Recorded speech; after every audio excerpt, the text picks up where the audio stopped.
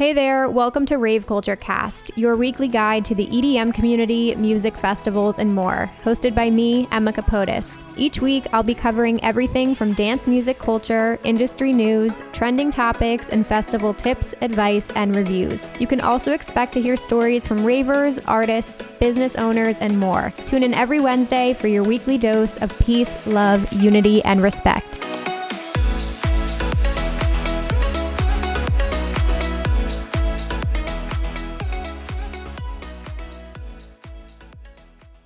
Hey guys, welcome back to Rave CultureCast, your weekly guide to the EDM community, music festivals, and more. I'm your host, Emma Capotis.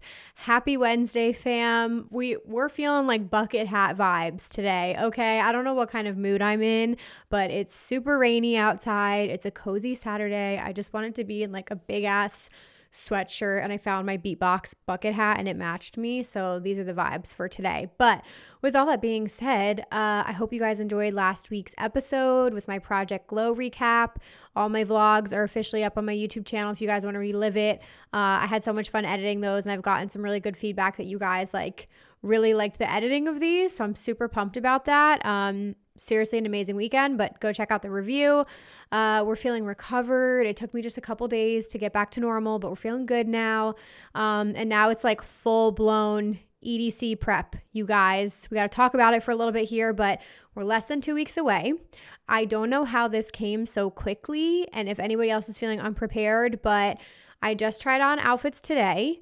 2 of my outfits have still not arrived in the mail, so we've got backup plans. I'm very stressed out about it, but if some of you guys saw my announcement, I am working the festival this year, so I'm kind of just going for comfort over anything else, but I'm really excited to be back. Honestly, the lineup is insane. It's going to be very busy. So more to come on EDC very soon. Before we dive into today's episode, I wanted to share a quick message from one of our friends of the podcast, Candy Bar. So Candy Bar is a company that makes candy bracelets, which obviously is one of the biggest parts of rave culture tradition, especially for EDC Las Vegas. So if you guys need ready-made candy shipped to you in time for EDC, because maybe you waited last minute to make some new candy, definitely check out Candy Bar. They have 3 different packs that you can choose from. Every pack is different, so you never know what you're going to get. They have Good Vibes, EDM Life, and Party Hard, which is personally a favorite of mine. If you guys want some more like rated R language on your candy, go for that one. But this is like no mess, no stress, so you don't have to be hunched over picking through letters and things. It comes pre-made, quick delivery. They did just drop a new line with Sunflower Raver as well. It's an awesome collaboration with her, so definitely check out Hira's collection. I will have links to everything down below, but again, if you place your orders now, you should get them in time for EDC Las Vegas, so that's awesome, so you guys don't have to stress about what candy you're going to make this year. You can order as much candy as you want and you'll be fully stocked for festival season. So shout out Candy Bar. Again, you guys can find links down below in the description box. All right, with all that being said, let's do our listener of the week. So this one came in from Angelina Pusillo, I believe, who nominated her friend. So again, you guys can email raveculturecast@gmail.com, or if you're in our Discord, I created a new channel called Listener of the Week, and you can drop recommendations in there as well. So there's a link down below if you guys want to join our Discord community. But Angelina said, "Hey Emma, I love your videos so much, and I just wanted to shout out my homegirl Angie. I think it's at AIUTALAMORE. I don't know how to pronounce that. I'm sorry.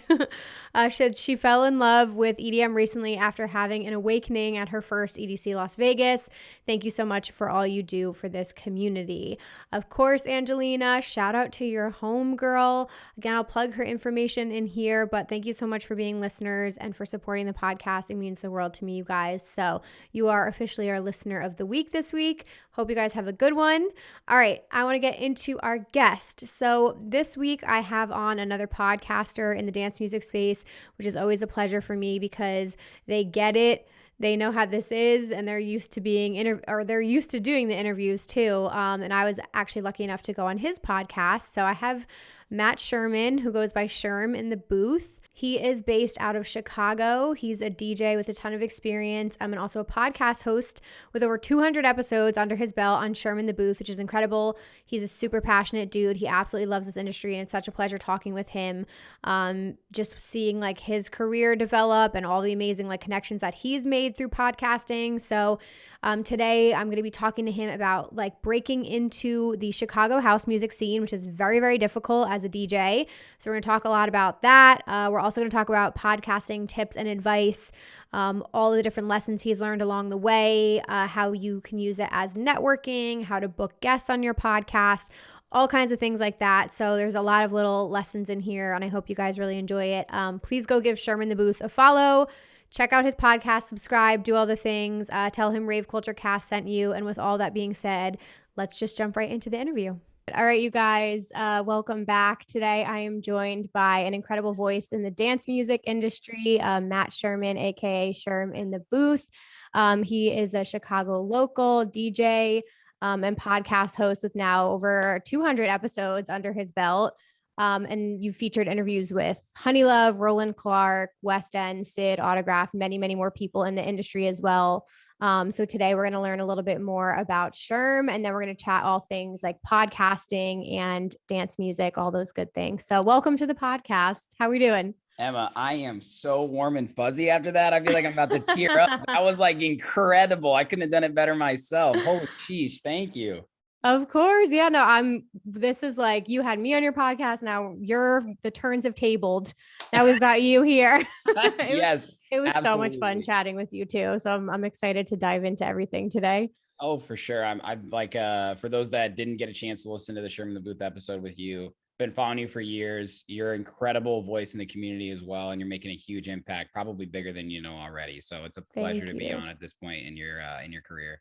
Thank you so much. Oh yeah, all the love. And we have a lot in common as well. And so I'm excited to just chat like all things. And I figured since it's like a different dynamic when you talk to another podcaster, which I love because we just feel very comfortable and you get it. Yep. I figured it'd be good. I don't think I've done too many topics like this where like if other people are listening and they are curious about starting a podcast or just even kind of like working in this space, I thought it'd be good to like give some tips and advice along the way too, just because you've been doing this now. How many years have you been podcasting? Over 5 years. I started Sherm in the Booth in September 2016. So yeah, crazy. 5.5 years here soon. It's wild. Did that fly by? Yeah, it is absolutely flown by. I just did episode 200 recently, and honestly, I've had to recently stop and smell the roses a little bit more because with a podcast that you release every single week, you just kind of like you get into this mode where it's like go, research, like set up interviews, do the interview, edit the interview, release the interview. And I'm like, holy shit, man, I've done 200 episodes of a podcast. Like, yeah, that is crazy. Actually awesome. Like, good job. 100. I can't even, the amount of people who start podcasts and then like do not finish them is probably the far majority, and it's crazy. And even like I do coaching and work with people too, and that's like one of the biggest things I tell them. I'm like, the hardest hurdle is consistency, because most of you are going to start it and not keep it up. So it's real. 200 is crazy. It is more than meets the eye. I know you know that. Yeah. You've done a great job staying so consistent too, and across all the different social media platforms that you share unique content on. I mean, I know you know just as well as me that this is fun, but it definitely is a lot of hard work. Yep. All right. We're going to dive into that, but I want to take it back a little bit for everybody listening who may not be familiar with you. Could you give us like the 411 on you? Where are you from? What do you do? All those good things. Absolutely. So I was originally actually born in Los Angeles. My parents met at UCLA out there. My dad's a doctor, my mom's a nurse. And they're actually both from the East Coast, which is why we have a lot in common. My dad's from New York, my mom's from Baltimore. So they went all the way out to the West Coast and met each other, which is just strange. But then my dad got a job in Indiana when I was young at a hospital. And I grew up in a town called Zionsville, Indiana, which there's no dance music there except for one other DJ. His name is King Topher, and he's the man. Shout out to him. He was an inspiration for me so early on. I wasn't really exposed to electronic music until I was in about 8th grade, though. The first dance music song I ever heard was Brazil by Dead Mouse, which is really interesting because when I first heard it, I was like, wow, this is so sick. And then I was like, I want to go harder than this though. And Right. now where I'm at now, I'm like, thank God that was the first song I heard, because that's like my At shit. 8 years old, you're like,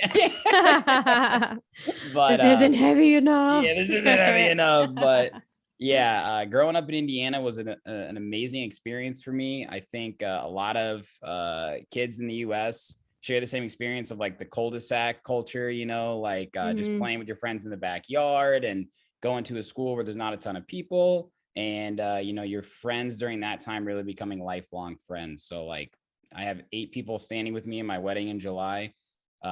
6 of them are from literally elementary and middle school. That's So awesome. I always pay homage to where I'm from, because it's really a huge part of who I am today, which is just like, I wouldn't call myself Southern, but definitely Midwestern. You know, Yeah. I always treat others with respect, and that's kind of like who I am, like down to my DNA. And eventually went to college at IU, and that's where I really got a lot more into DJing and electronic music. I started officially DJing my senior year of college. I was super lucky because during that time, it was like 2014, and electronic music was booming in the US. You know, this is when like Cap Slap and Blau were going on tour for mashups they made on SoundCloud. And what a time to be alive. What a time to be alive. I talk about that all the time. SoundCloud era is so good. Yeah. Yeah, it's coming back a little bit though, actually. I'll talk about that a little bit later, but started DJing, got great opportunities, and eventually was like, I got to keep doing this. Moved to Chicago, where I had a bit of a rude awakening. It was not easy to get gigs here. And I was like, man, I've opened for Blau and Audien. Like, is that not good enough to play here? And they're like, get in line, man. Like, you're in Chicago now. So that's actually where Sherman the Boost started. I had really no connections in the music industry here, and I wanted to meet people, and just never been the guy who can really like flex in the club. That's not where like I love the club. I love to be there, but like it's not a great place to talk and meet people. Let's be honest. Right.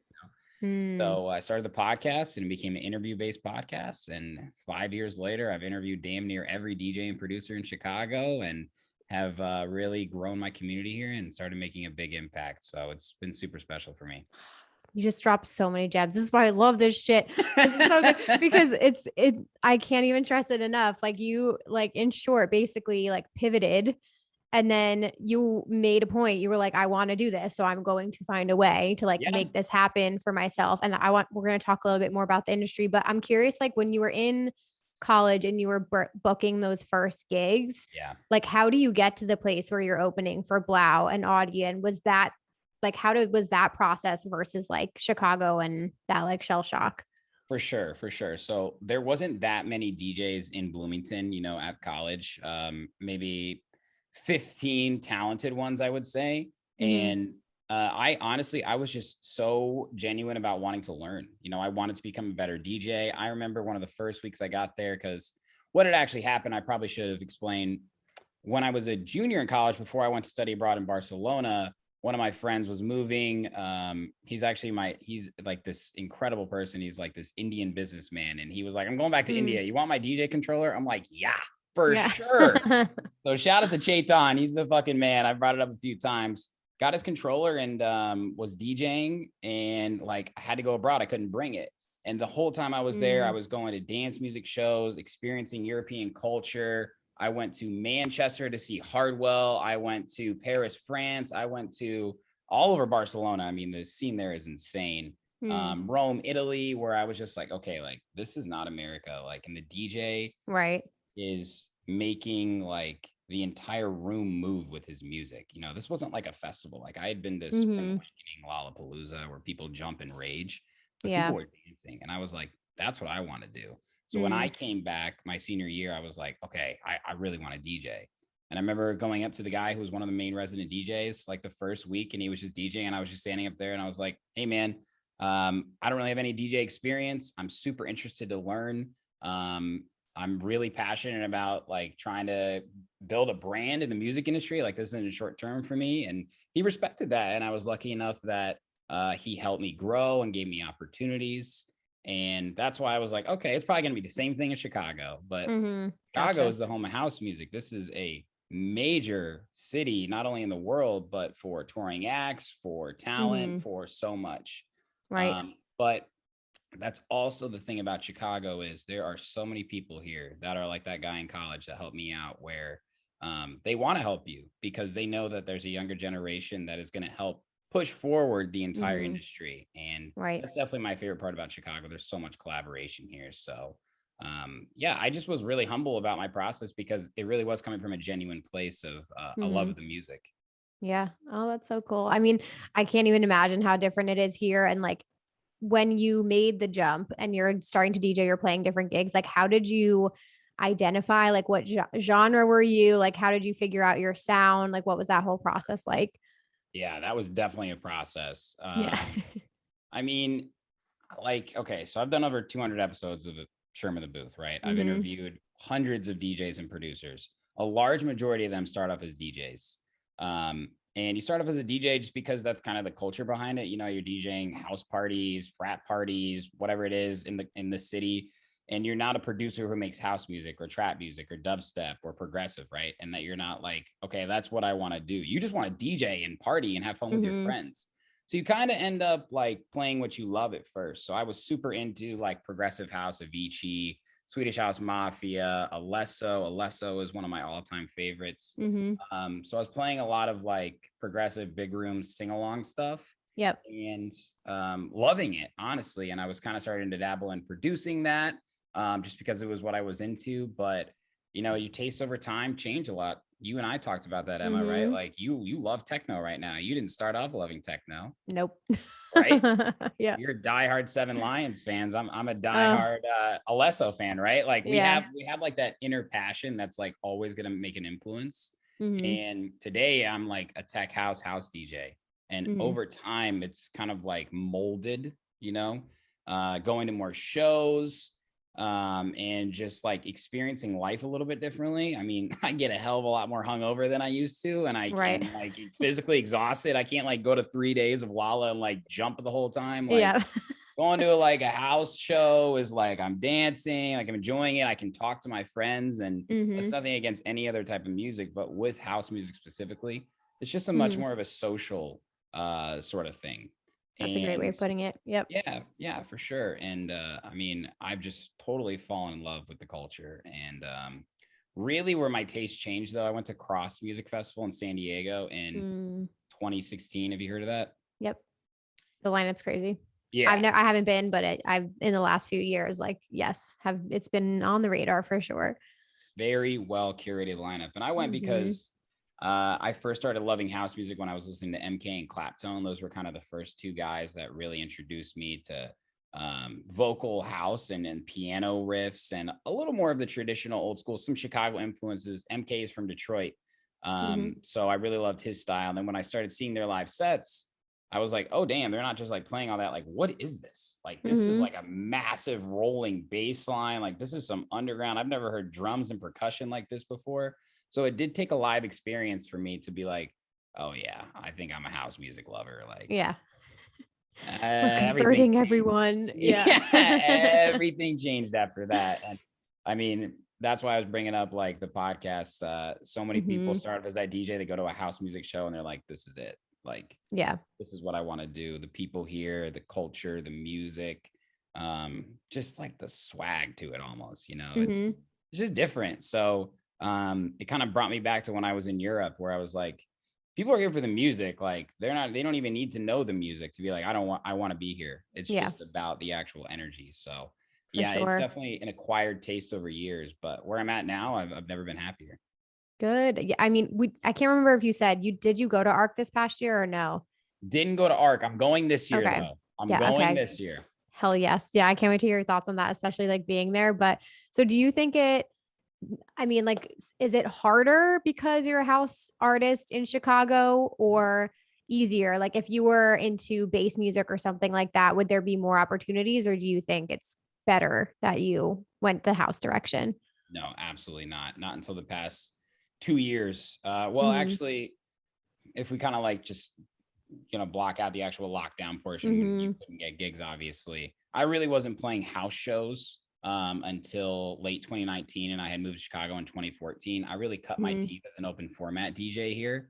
playing 5-6 hour open format sets Oh for my gosh. clubs, bars. Like that's where the opportunities are in Chicago. Honestly, like Mhm. there is a great house music culture here, but you got to understand there's a lot of resident DJs here that are like cream de like cream. Like I've Yeah. interviewed so many of them. They just get it in a way that takes years to understand, right? Right. Right. So you got places like Spy Bar, Sound Bar, Smart Bar, and then bigger venues like Concord Music Hall and Mhm. clubs like Prism. You know, when they bring in house artists, and you want to have a house opener, a lot of times they need to trust that resident DJ, because when you're Mhm. bringing in like a bigger act who's maybe a little more commercial, Yeah. you know, there's not as much pressure to build up the energy Mhm. for an opener. And that's just kind of the fact of the matter. So if you want to be a good house DJ, you better have years under your belt, and you better have the respect of the community, Right. because the fans here also come for the opening acts. Mhm. That's one of the big differences I noticed too. And one of the things that I've been so humbled by here, Right. when I play, people come to see me open, and I'm like, That's "You're not here awesome. for the headliner? You're here for Yeah. me?" Yeah. They're like, "Yeah, a 3-hour Sherm set, house set. Are you kidding?" That's awesome. I'm like, wow, okay. That's So awesome. yes, there's a ton of opportunity in Chicago because there's so many different types of places you can play.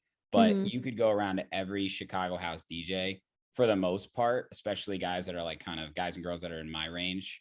They all started as open format DJs because that's where Mhm. the opportunity is. Right. Right. And Right.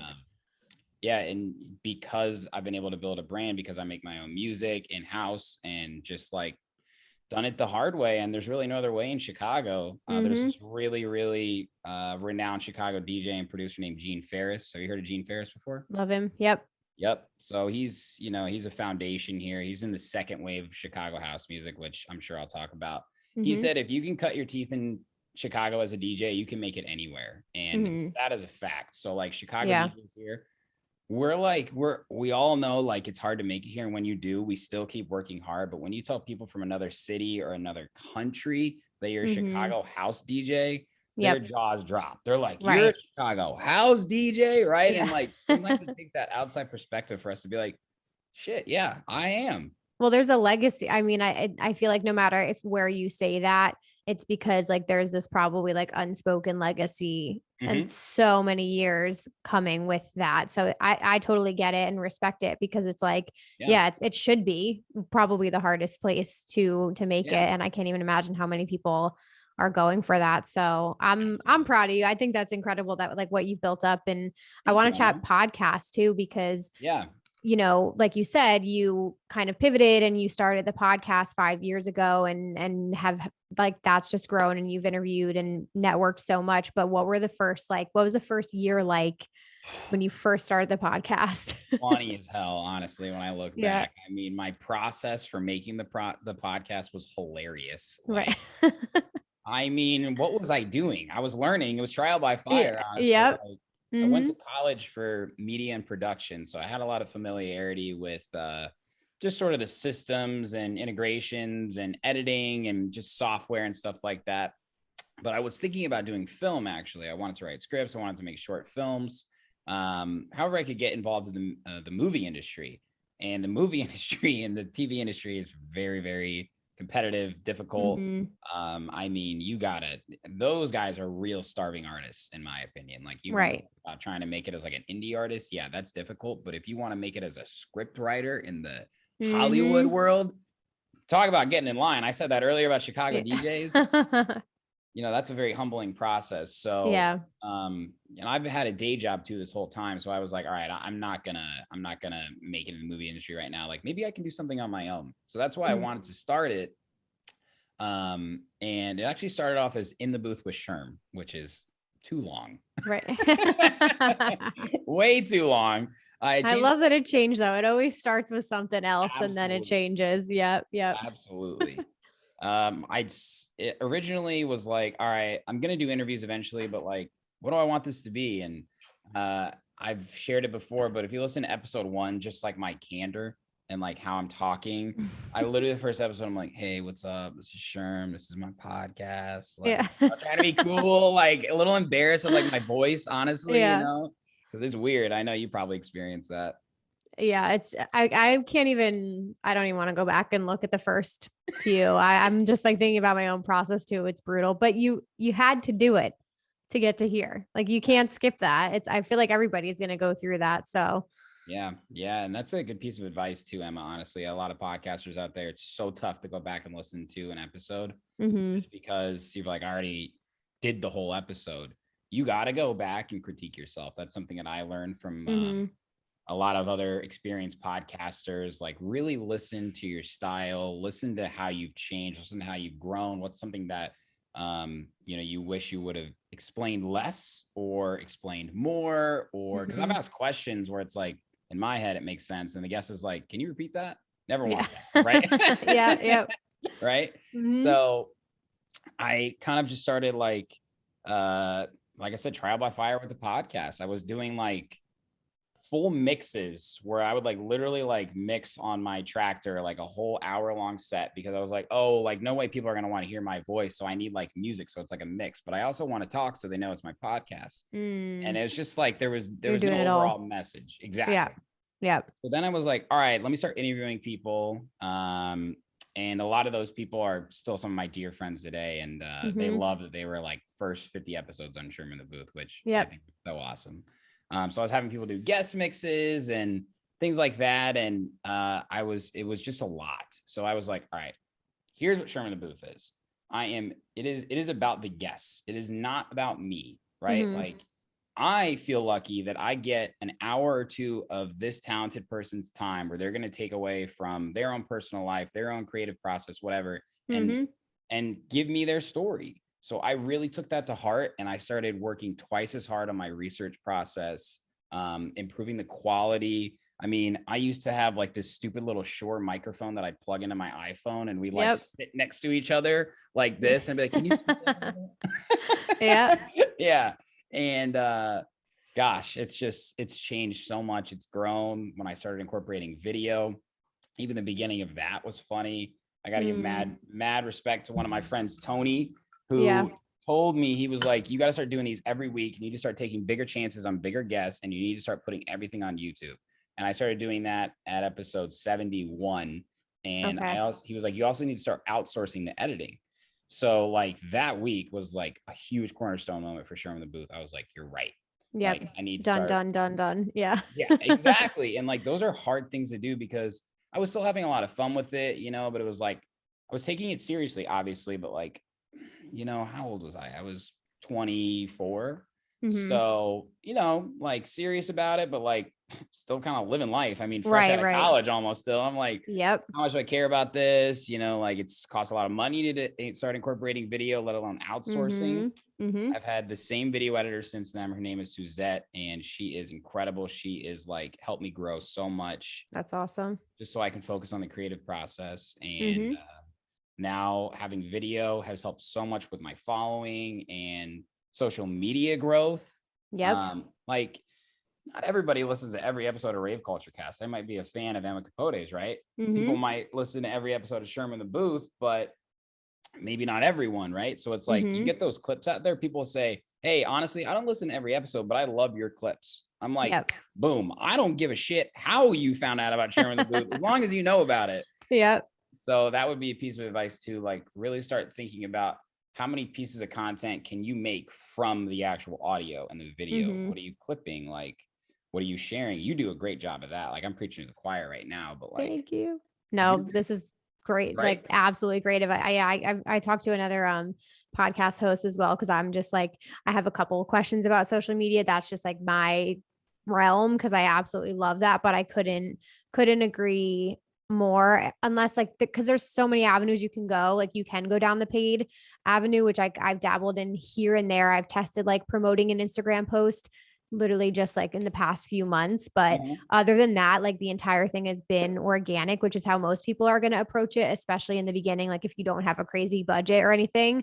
So I was going to say the fastest way you can do that, and if you're on TikTok, you probably see it. I get fed podcasts all the time on TikTok, and that's literally how I find out that their podcasts exist. So couldn't agree more about like, you need that brand awareness. You got like social media is your absolute best bet with that. So for sure. Absolutely. I could go on and on about like, like if you're going to put so much effort into making one piece of content, like there are so many ways that you can expand upon that, right? Like just like open up the lens a little bit. It took me way Yeah. too long to figure that out, but I'm glad I did. Mm-hmm. And now if I do one episode that takes door to door 4 hours or whatever it is, Mm-hmm. there's at least 10 hours of content within there, right? Right. Whatever I want to do with it. So I would really encourage any podcast or any creative, like, what is your product? And then how can I create different arms from that? And that can be used in a variety of different examples. Mm-hmm. And then with the guests, like growing with that too, for somebody who's listening, who's like, how do you take those big shots or like get those certain people on there? Like over the years, how did you approach that? And how, like you said, the networking has helped. How has that all like come together for you? That's been definitely the most exciting part for me, is like having people like Westend and Sid and Roland Clark and Max Styler, Win and Woo, Hook and Sling, like Tombs, like people that are like massive, like people that I've seen on big stages. And like, I used to get so freaking nervous, Emma, before these interviews, like sweating balls. Like, same. I think I got to cancel. I can't do this. But the second, it's kind of like a big DJ show. The second I hit play, everything goes away. So that was a big hesitation for me, just to kind of share like my mental block that I was having, is like, why would anybody want to talk to me? Like, what do I have that they want?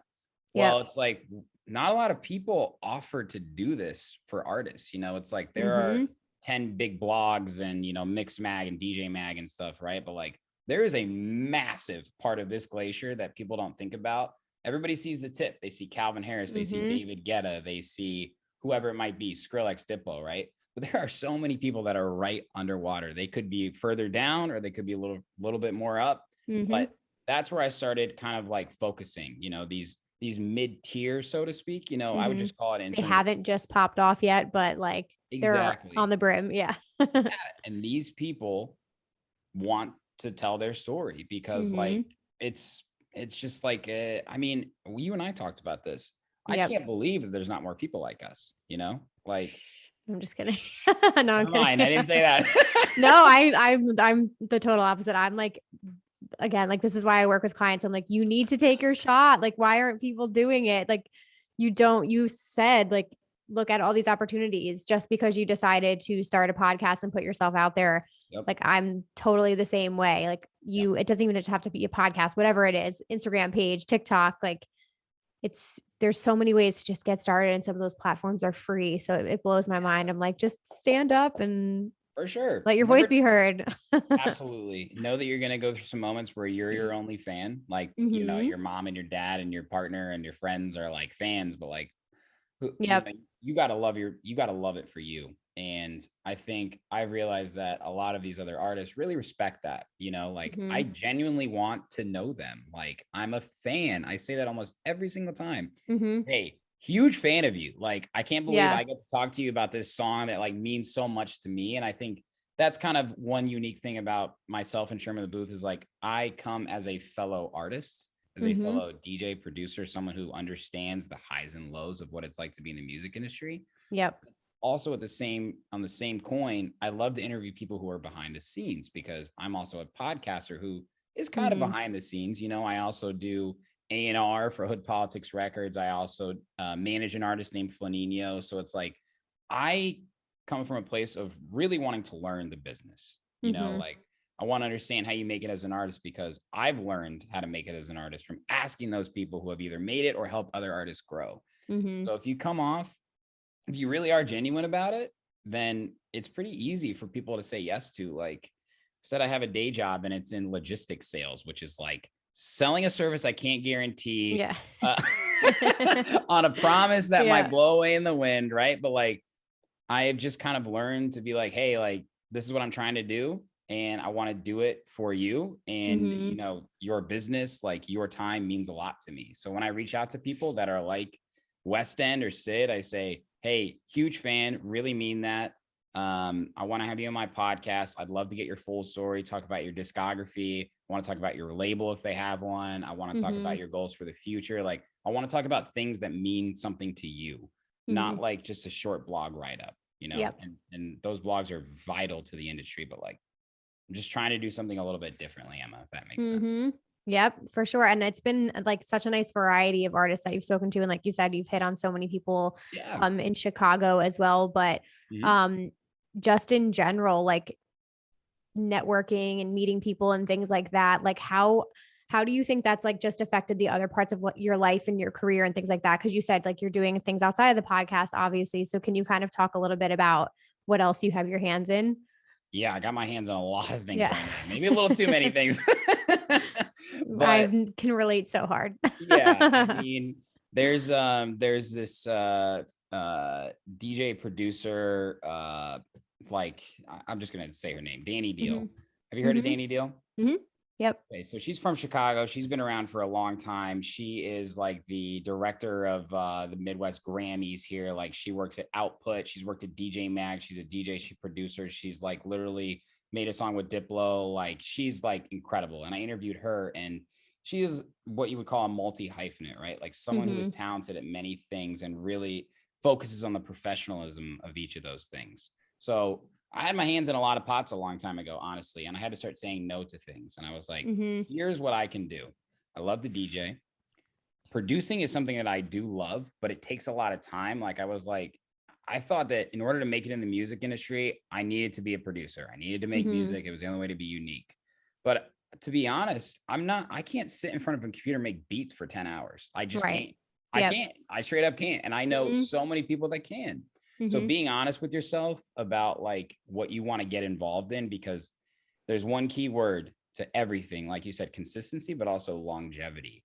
Do I want to be doing what I'm doing right now when I'm 60 years old? Like what do I want to retire making a podcast? I'll do this podcast on my deathbed, honestly. That's what matters to me. So while I love to produce, that had to take a little bit of a backseat, you know, just from going to like, I want to release a song a month. You don't have time for that, Matt. Why don't you be honest with yourself? You know? Right. So I was like, all right, I really do love learning about the industry. And one of my friends, Flynn, he is so talented and is just like, he's very unique in every single sense of the word, but he needs help growing his business and his brand. And I've been able to do that by learning from the podcast and from myself. So I was like, I want to be like an advisor. Like I want to help. I want to see this through. So I helped manage him with my friend Tony that I mentioned. And that's been incredibly rewarding. He's a bass house artist here in Chicago. He's someone who, instead of a house artist, he's a bass house artist who is an open format DJ and is like, I'm done with this. Like, I want to follow my heart. I want to make music. So we're throwing his first headline event where it's him playing his music. And this has been our goal. So it's like a big moment. So that's awesome. When is it? It's May 5th in Chicago. And bringing in his biggest inspiration, Saint Punk from Los Angeles. And they do like this rock and roll bass house, Emma. It's fucking nuts. Oh, wow. That's so special. Right. So it's like, that's what I mean when like, that's been a little more rewarding for me than like working on a track for fucking months and like trying to get it released on a label for months. And it just like, you lose the steam. And that's something that I talk about a lot with the label industry and really just the whole music industry, but a little besides the point. So with something that I've been really, really excited about lately is A&R at Hood Politics Records. And I think I mentioned that to you when we talked. So a lot of people don't know exactly what A&R means. It stands for Artist and Repertoire. And Artist and Repertoire can be used for a lot of different things. I had someone on my podcast who was actually a college friend of mine named Brett Bassick, and he runs a label that's also like artist management, but also artist development. And I just like, this is a great episode that I would really recommend anyone who's trying to learn more about the back end of the business, how to get signed, when you need an agent, when you need a manager, questions that so many artists ask themselves. I was just being straight up with them, be like, hey, I'm trying, like, what do I need to do? You know? And it just turned into like an advice session. And I realized that A&R is kind of like my calling, Emma. Like I've listened to every single discography of every single artist, like every song for the most part. Like, you want to talk about a dense discography? Right. Roland Clark has been doing this since like 1998. And I was like, insane. Fuck it. I'm listening to every song he's ever made. Oh my God.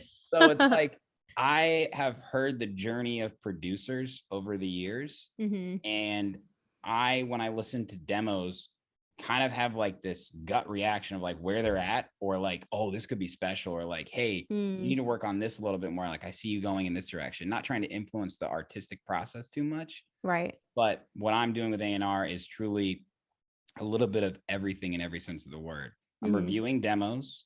I'm giving feedback. I'm signing them to the label. We're releasing it. I'm also running the social media for Hood Politics. And it's been the most rewarding thing I've ever done in the music industry, because wow, I don't really care who you are, who your brand is. Well, I care who your brand is, but like, I don't care if you have 1 million followers or 1,000 followers. Like, that's not what it's about to me or to us.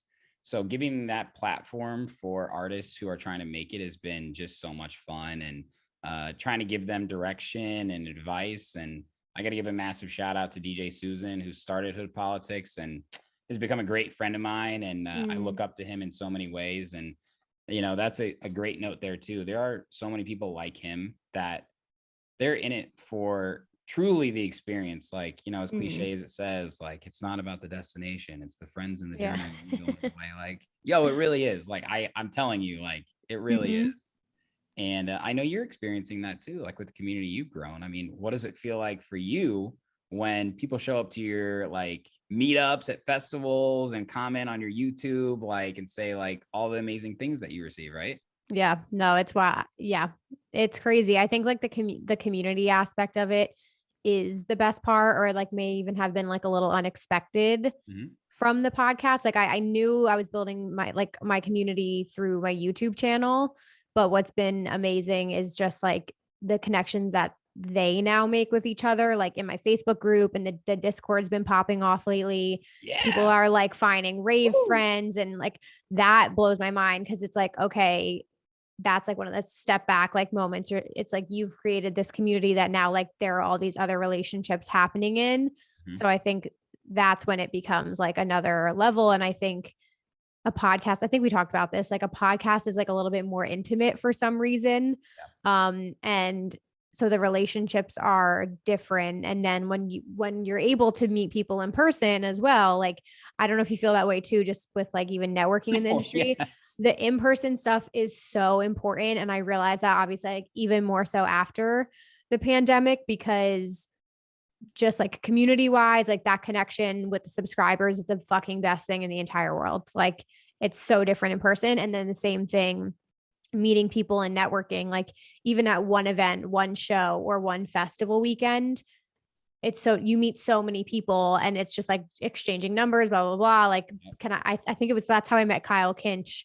I saw him, I forget, I was at EDC Orlando, and he was like on stage next to me, and I just like went over to him and I was like, I love you. Will you come on my podcast? And he was like, sure, send me your information. So yeah, that was a roundabout way of saying all of that, but it's, the community side of things is crazy. Yeah. It's amazing. Well, you deserve a lot of acknowledgement, Emma, because, you know, I always say this about 99% of people are the community, and the 1% like us who are willing to put themselves out there and try and help push the industry forward. It's not easy to do. Like I said, I used to be really self-conscious about putting myself out there, even as someone who's like extremely extroverted now. It's just like, and that's something that we deal with. I know it's a lot more in America, and social media has not helped that.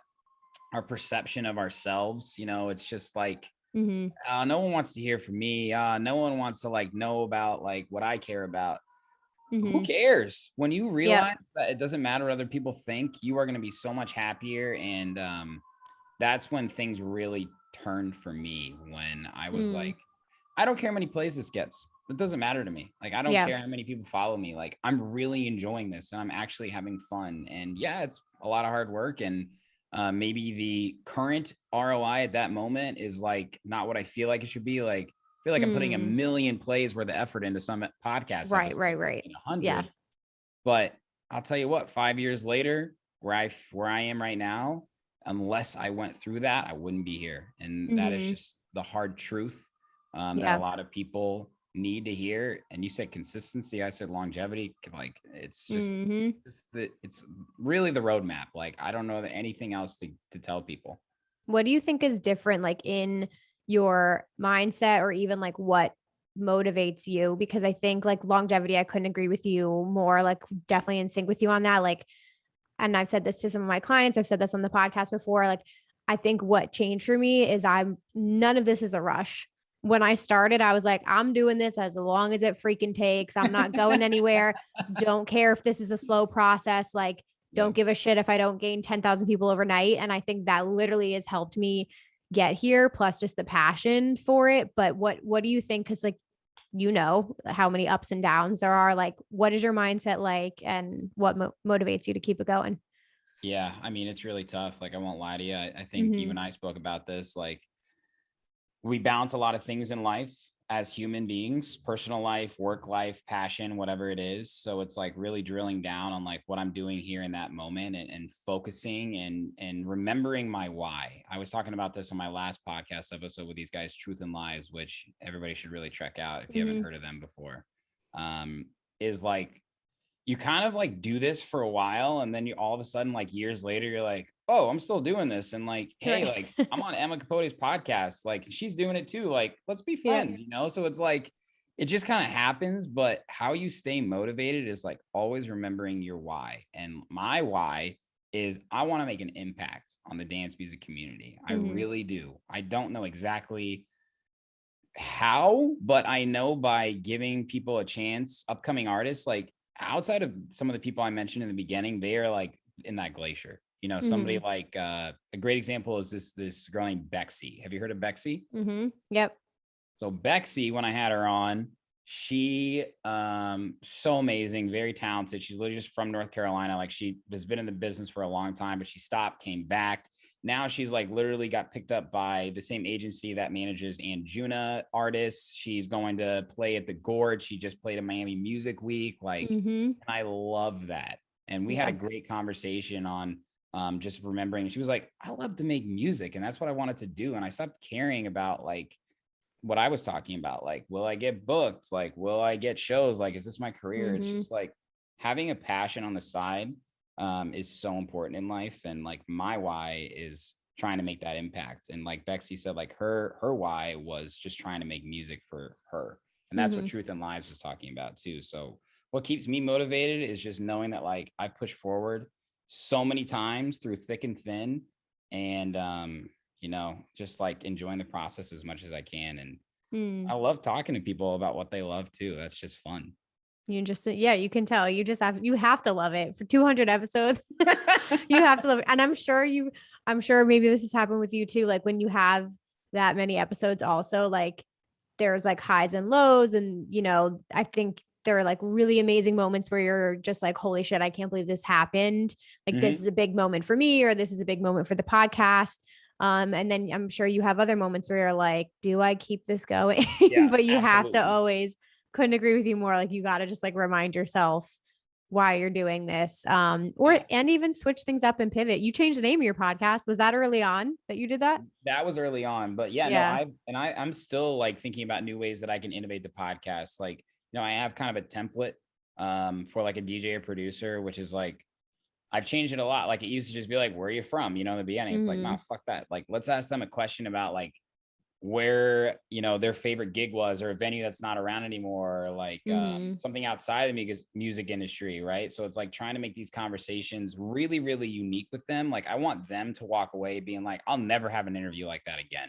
And that keeps it fun for me, because I can't do the 60 minutes bullshit. It's like, that's just not me. Like, I want to have fun too. Like, that's really the overarching thing of Sherm in the Booth is I want the listeners to enjoy it. But most importantly, I want to enjoy it. And then I want the guests to enjoy it. So yes, I definitely have had some times where I'm like in the interview and I'm like, oh, I've heard this before. Like, but it's my fault. It's my fault because I'm asking the same questions. And pivoting is a great way to put it, Emma. It's like, that's really important in any brand. You could use that for so many different things, like even the Apples of the world, Microsoft, and gotta keep it interesting. Insomniac. Like, let's talk about this for a second. So I saw Pasquale is doing this new house stage. I can't remember what it's called. And Bionic Jungle. Bionic Jungle, right? Yeah. This has been a big topic for the past 2 years. The growth and commercialization of house music, not necessarily commercialization, but moving house artists to the main stages, so to speak, right? And now Pasquale is like, all right, we got to pivot to house. Like, this is what we have to do. Mm-hmm. Yeah. So any brand out there, any artist, like, always be on your feet. And I hate when people say, oh, I miss the old Dylan Francis, I miss the old Diplo. It's like, dude, adapt or die, man. Like, just get with the picture. Like, this is it. That's what you got to do. And it's not adapting necessarily to like the trends, but it's like, I've been doing this for a while and I want to try something new. Mm-hmm. Yeah, I couldn't agree with you. Are you going to EDC? I forget. Or is it too close to the wedding? Unfortunately not. But I did buy tickets to ADE this year, Amsterdam. Oh, hell yes. Nice. I'm so pumped. Nice. And, yeah, so I'm going to Miami Music Week next year. I already have my ticket. Winter Music Conference. I'll freaking be there. Yes. I can't miss that. It was so fun. Definitely not. But it's such a great time in dance music right now. I mean, we're having this, I wouldn't call it a revival, but it's definitely like an awakening sort of, because we're just like so happy to be together again. I mean, artists that are blowing up right now, and you really see, I mean, again, Pasquale is, genius in his own way, but he's like, there's a lot of talented youngsters out there, people that have been doing this for a while, and they deserve that chance, because that's where the industry is moving right now. 100%.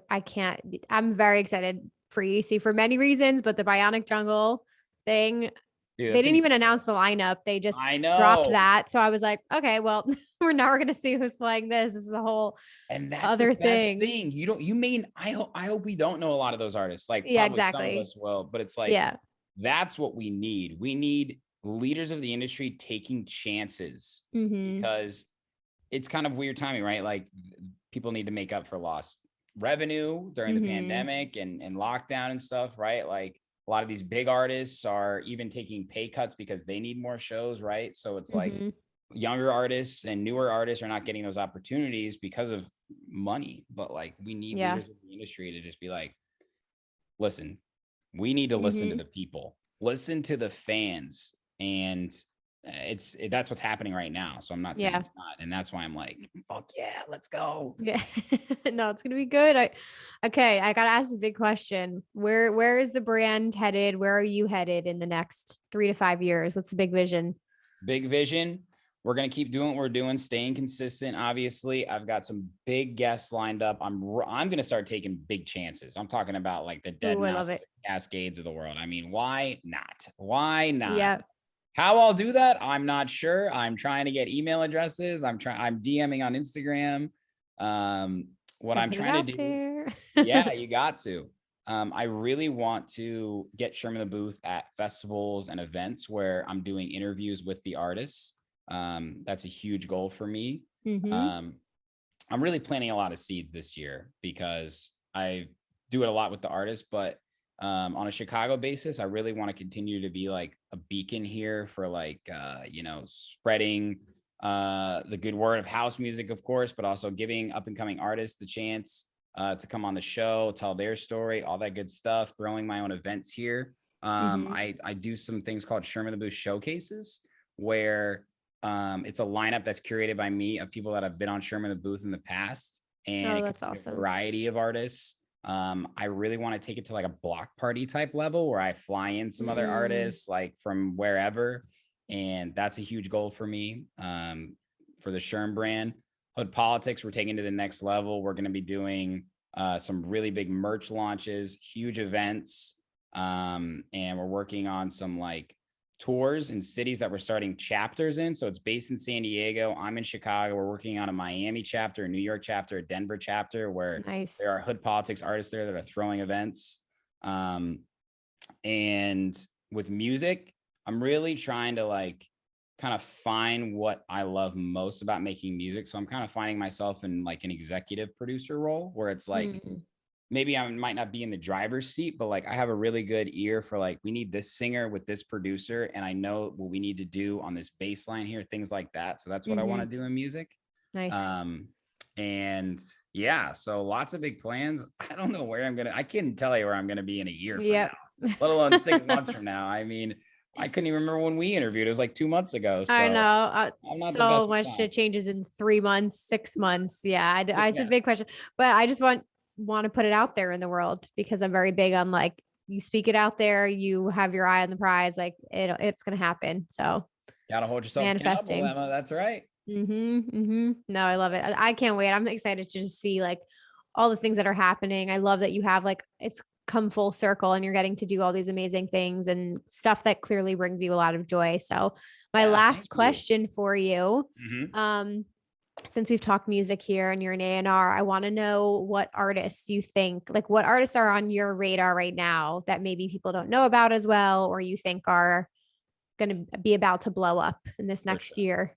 I wrote them down here because I come prepared. Okay. And Yes. let me tell you guys something really quick. If you didn't know already, Emma sends me a pre-interview email and I'm like, this chick's literally on God mode, like bullet points. She's got a hyperlink on here's our Zoom session. I'm like, dude, what am I doing?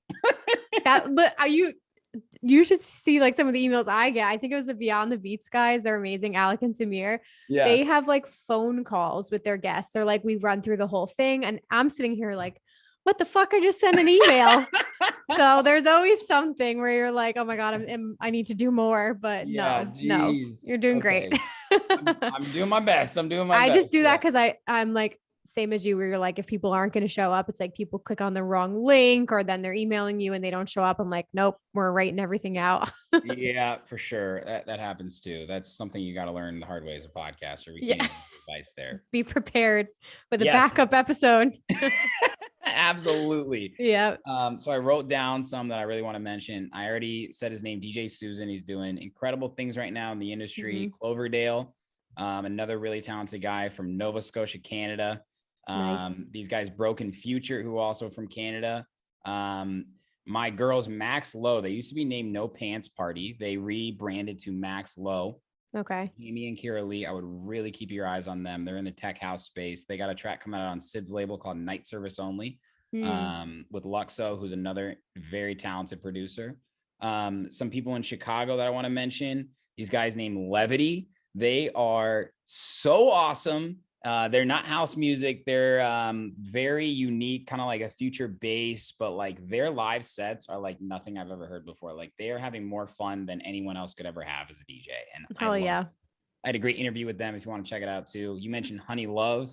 Taylor is on fire right now. Yeah. Like when I interviewed her, she had like, I knew it. I just knew it when I like, even before I was like, this girl's literally the Beyonce of house music. Like she's going to blow up. Everything about her freaking aura. I met her at Miami Music Week through Gray Area. Yeah. And I was just like, oh my God, she's gorgeous. She's on fire. Her music's incredible. She's a badass. Like all of the above. Yeah. Badass.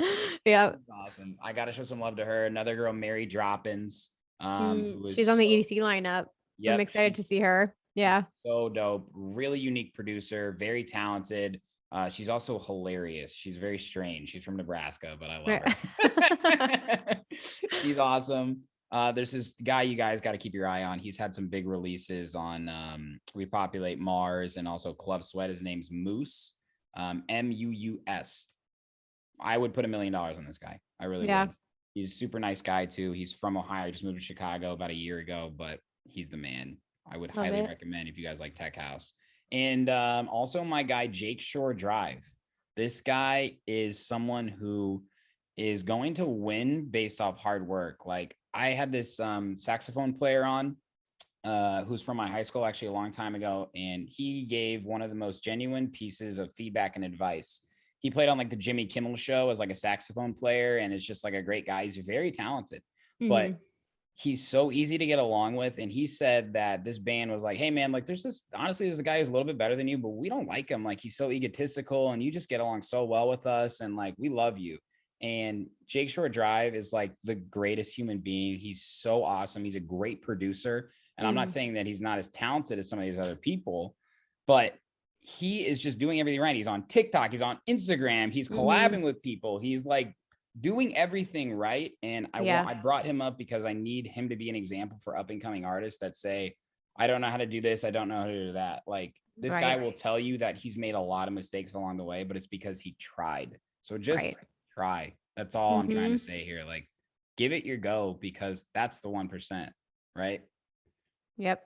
So shout out to him. And there's so many others, but that's Yeah, all. no, that was a great list. I love that. I was going to say that's going to be its own separate clip on Yeah. YouTube right there in my Yep. head, and we'll throw links to everybody because everybody can go listen to them, and I'm going to go check out all of them too. So Yes. this was such a pleasure. Thank you so much for coming on the podcast. How are we feeling? Emma, I'm a little bit sweaty, but that's just because I'm having fun. That happens like every time when I'm having a great conversation. But I that's feel, and all of the fucking lights. Oh wait, we still have our lightning round. I oh got shit. All right, How did I let's go. forget? So basically how this was is I tend to have like ADD with my podcast where like I test out segments for like not that long of a time and then it goes away. So I was doing this for a really long time, like just like 10 get to know me questions so that, not just industry talk, but people just can find out little facts about you. Stopped doing it Exactly. for a really long time, just started bringing it back again. So I wanted to just like do some rapid fire Okay. questions. Are we ready? I'm ready. Okay. Favorite hidden gems in Chicago. Let me rephrase that to like actual, maybe either venues. Let's do venues, favorite venues. Okay. There's this place called Late Nocturne up in Uptown, and it's so awesome. It's owned by this guy named Francois, who literally came from France to build a nightclub in Chicago based on house music. It supports the LGBTQ community. House music does great things. He has residencies booked with the former Paul Johnson, RIP, house music legend, also Ron Carroll. So that is a great, it's not even hidden, but it is low key. So I would definitely say that place for a venue. Ooh, okay, love that answer. Mm-hmm. What's your go-to coffee order? Oh, dude, I'm trying to chill on the coffee, but I drink it every day. So Same. go-to coffee order, man, I like nitro. It gets the job done, and it's only like 5 calories. So that's my go-to. Again, hardcore, straight to the point. A little aggressive, little aggressive. No, I love it. What would be your favorite food to take out? Take out. Ooh, good question. Love sushi, baby. Always works with takeout. Perfect. What do you like to get sushi wise? Oh, I'm a huge spicy tuna guy. Like Spicy tuna is fire. Yeah. tuna on top of the tuna, on top of that tuna. Yeah. Triple tuna. Now I want sushi. Okay. TV show you can binge watch over and over again. Ooh, I like these questions, Emma. A lot's going through my mind right now. I just finished The Sopranos. I'm still digesting it. If I could binge watch a TV show over and over, honestly, I got a soft spot for New Girl. I love that show. I've never watched New Girl. I love I love the clips I see. I always find it so funny, but I've never watched it. Is that on HBO? No, is that on like Netflix It's on or anything? Netflix. It's on Netflix. Yeah, it's great. I gotta check I that share out. a lot of commonalities with Schmidt. You might realize that when you watch Okay. All right, we're gonna watch. Favorite genre to listen to outside of dance music? Great question. Honestly, I fucking love like Motown and jazz so much. I got a record player about 2 years ago, and I have a lot of my mom and dad's records that they got in the 70s and 80s, and Stevie Wonder, like greatest hits type stuff. I love it. Ooh, good answer. Okay. What is your prized possession? Oh, We're cutting okay, deep. dude. I have a lot, honestly. As a DJ, my CDJs are my prized possession. Like, and on that note, too, quick piece of advice for anyone that's trying to become a great DJ. The second that you invest in yourself and get CDJs, like anything that you're going to play in the club, and there are lots of affordable CDJ options, that is when your skills will go to the next level. That changed everything for me. So, like, I love that I can have a quick bedroom festival by myself because that's just how much I love music and love the DJ. Yeah. Oh, that's a great point. Okay. Dream vacation spot. God damn, Emma, these are good. So honestly, I've been dying to go to Hawaii for a long time, but I think where I'm going on my honeymoon to Santorini is going to definitely check that box. I'm really excited about that. So excited to go to Santorini, but one day, just a 6 spot in Maui. I'm ready for that. Beautiful. You're going to love Greece. Like my dad's Greek, but I just did. Yeah. So I'm half Greek. Beautiful. Santorini, it's like otherworldly is the best way to describe it. When you're on the island, you just look around, you're like, what? Beauty doesn't exist like this. Like it's so ridiculous. I need some tips. We're going for 5 days. Oh, it's gorgeous. You're gonna love it. Yeah. Oh my God. Okay. Dream collaboration. Yeah, we're on there. Man,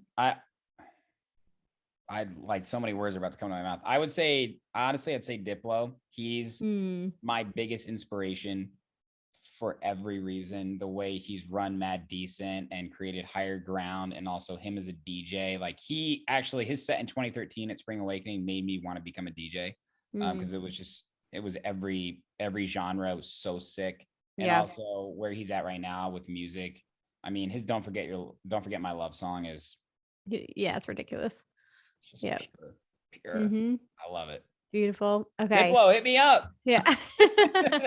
This is kind of a little different, but let's exclude Diplo from this conversation. Dream back to back set. Dream back to back set. Okay. Yep. Wow. A lot of great DJs out there. Fisher for sure. Oh, that would be so fun. Okay. That was a bonus question. I could show him something. I'm pretty confident. I'm not That'd be so fun. I've got some IDs. I've got some tracks that are unreleased out there that are waiting to be released to the world. And I think he'd go, fucking A, mate. Right. Oh my God. Okay. That was bonus question. Last two. Do you collect anything?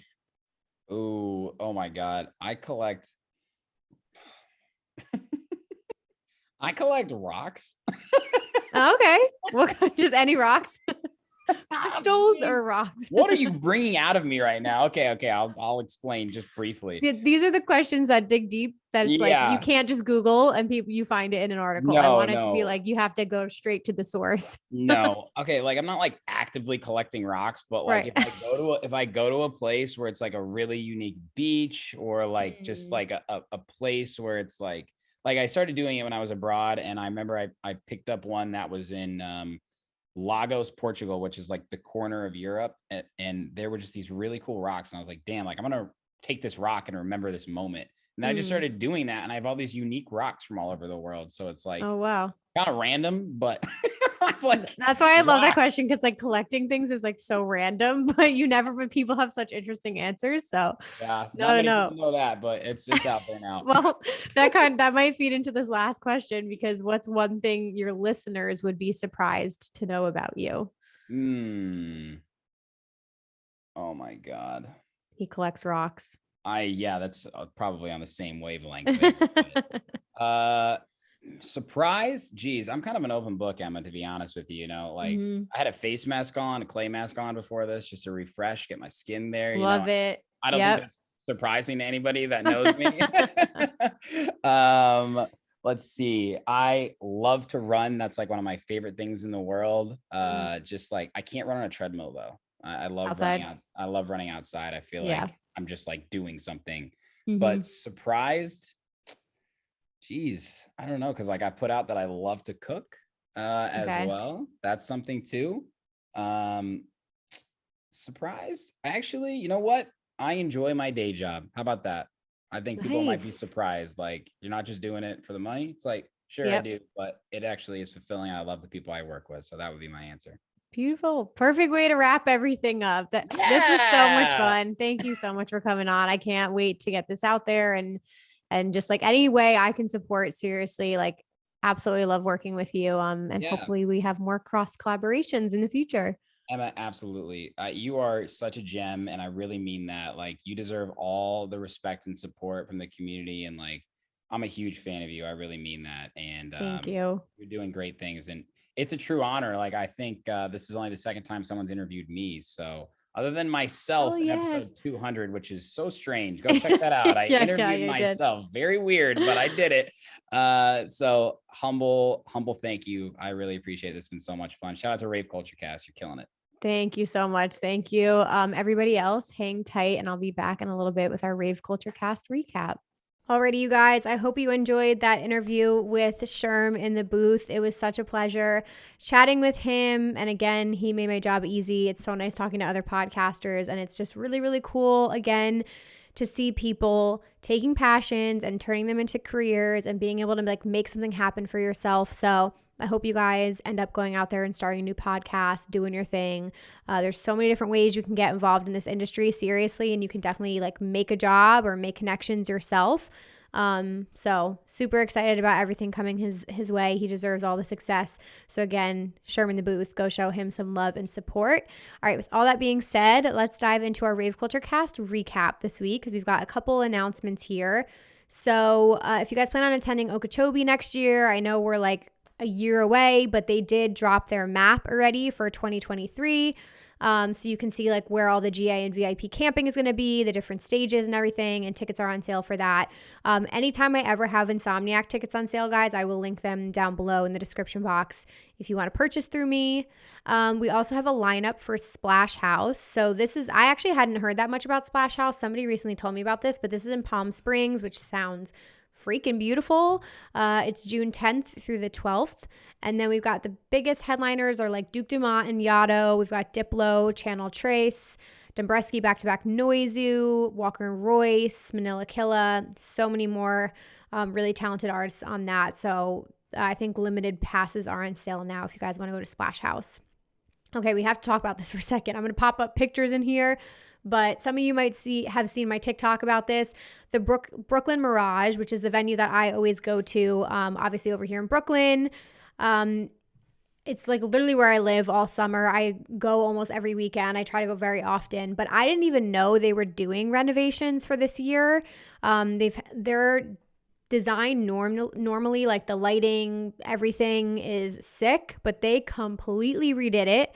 And it looks absolutely insane. And I've seen some of the first videos because Alesso just opened it for the season this past weekend and it looked nuts. So basically, Dancing Astro did a post about it. It's a new video wall that's 200 feet wide, 30 feet high with 1,000 plus LEDs, 15K resolution, and 30 million pixels. A new 100-foot wide, 50-foot deep custom roof. And the pillars, which like there used to be pillars in the middle, which would have like projectors on the wall, all that's been removed. So the positive of that, if you've gone before, is like the pillars, depending on where you stood, blocked your view. So there's like unobstructed views now. It looks fucking bananas. Like the visuals for the artists who are coming, they're going to have a field day with this. And I'm so excited. I honestly, like, I'm trying to think of who I have. I don't have anything in May because I'm just focusing on EDC, but June 3rd is Chris Lake. I think that's the first one I'm going to go to this summer. What else? And then in July, I'm going to be there 3 weekends in a row. I'm going to Anjuna Deep. Actually, not 3 weekends in a row. I'm going to Anjuna Deep. Then I'm going to Lane 8, but Lane 8 is at Forest Hill Stadium. Then I'm coming back for Elro. Elro at this is going to be bananas. Like, I can't even imagine what they're going to do. So as you can tell, I'm stoked. I was going to say stoked and psyched. I'm psyched about this. It just looks fucking sick. And there's so many other amazing artists coming here. So yeah, I will be here quite a bit this summer and I cannot wait to see it. What else do we have? Carnage. Some of you might have seen this. So Carnage has been going under an alias for a while now called Gordo, which is more of his like house alias. And this is definitely the direction that he's been talking about wanting to go in. And he did just officially retire his alias Carnage. So Carnage, that era is no longer. He posted on his Twitter, "Thank you for letting me be a part of your life for 14 years. Thank you for allowing me to change the culture, the music, and the scene.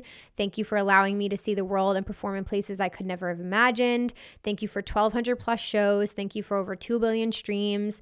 Thank you to promoters, venues, production staff, box office staff, venue, so-and-so. Thank you to record labels. Thank you for allowing me to be me. Thank you to my fellow artists, many of whom have become some of my closest friends. Thank you for the memories. Most importantly, thank you to my fans." It says Carnage 2008 to 2022. So that's a huge deal. I'm very excited about this new Gordo project. I really want to see it because obviously I'm into house, so I'm open to it. He's playing a lot of shows now, so definitely go check him out. In other news, we have Road to Ultra. So Ultra is actually going back to Peru, which is pretty cool, October 8th. So you guys can check that out if you feel like traveling to that or you are in the area and you want to go to Ultra Peru. That sounded really cool. Alrighty, and 2 more things to chat about here. So Friendship, which is a cruise festival that hasn't happened in a couple years now, they did tease that they will be coming back in 2023. So they posted on their Instagram, "Family, we're still wrapping up this announcement and putting a margarita on it, but we can't wait any longer to share the news. 2 words, the ones you've all been waiting for. It's on. 2023, dates, location.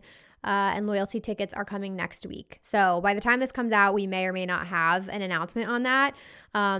Typically, I believe a lot of the cruise ship festivals are in January, so that's what I would assume it's going to be, but I will keep you guys posted. I'm honestly intrigued. I'm not going to lie. I kind of like had skipped over cruise festivals because they used to be like in my mid-20s when I was thinking about it. It was just out of my budget, but I really do want to experience one at one point. And if Holy Ship isn't going to go back on a ship, then I think Friendship would be a good option. Groove Cruise is another one that's definitely interesting to me. So I'm going to go watch some trailers after this and get hype about it. And then we're going to see what the ticket situation looks like. Okay, and then last announcement, Elements Music and Arts Festival. They have a lot of changes coming this year. I know last year they had a lot of issues due to weather, and I know they're trying to make up for it, but they moved locations entirely. So they just dropped their new map. If you guys want to check it out, all of the campsite information is there, all of the stages. They are doing car camping this year, which is brand new, so that's a good thing. And I know they've said what else? They're hosting real bathrooms, 1,000 flushable toilets. New venue is a massive upgrade. So I think they have a site with built-in infrastructure and a history of hosting events 5 times the size of Elements. It's a shorter drive from all major cities. It's built on level ground with drainage system, so you can arrive and leave with ease in any weather. Increased accessibility with multiple paved roads and entrances in and out. That was a huge thing. I know they had a lot of issues with accessibility last year, and so many other improvements here. So definitely check that out if you guys are interested. I believe it's also in August now, which usually it's Labor Day weekend, but they moved the dates as well. So if you guys want more information on that, definitely head over to Elements website. But with all that being said, you guys, we made it till the end of the podcast here. Thank you for sticking around.